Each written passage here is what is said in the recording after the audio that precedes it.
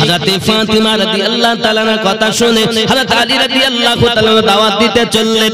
এমন সময়তে বাবাজি আমার দাওয়াত দিতে গেছেন মসজিদ নববীতে, আর আম্মা জান ফাতিমা যোহরা রাদিয়াল্লাহু তাআলা আনহা সালামুল্লাহি আলাইহা, আম্মা জান আমার আপনার খালি একটা ডেকচি উনুনের উপরে পেতে দিয়েছেন, নামাজের একটা পাটি নিয়েছেন, একটা সেজদায় চলে গেছেন।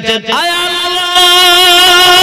আমি ফাতিমা আপনার কাছে ফরিয়াদ করি আল্লাহ, আমি ফাতিমা খালি ডেকচিটা উনুনের উপরে চাপিয়ে এসেছি, আল্লাহ তুমি রহমত বর্ষণ করো, আল্লাহ তুমি দয়া করো, আমাকে লজ্জিত করো না, আল্লাহ আমাকে অপমানিত করবেন না, আল্লাহ আপনার রহমতে আমার খালি ডেকচিটা পূর্ণ করে দাও।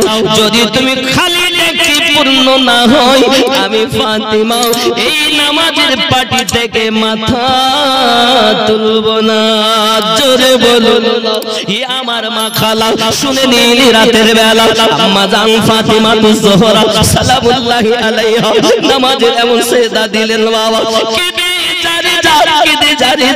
ওগো আমার ওয়ালি, ওগো আমার আল্লাহ, তুমি আমার খালি ডেকচিটা পূর্ণ করে দাও, তুমি আমার খালি ডেকচিটা পূর্ণ করে দাও। আব্বাজি আমার সোনা মানিক, আল্লাহ পাক বলে জিবরাইল লাব্বাইকা ইয়া রাব্বাল আলামিন, যাও জান্নাতুল ফেরদাউস থেকে খাবার নিয়ে আমার ফাতেমার খালি ডেকচি পূর্ণ করে দাও। জোরে বলুন, আরো জোরে বলুন, নারে তাকবীর, নারে রিসালাত, নারে বেলায়াত। বাবা যেই বলবো নারে বেলায়াত তো হবে ইয়া ওলি আল্লাহ, কারণ ওলি আল্লাহ রাসূলুল্লাহ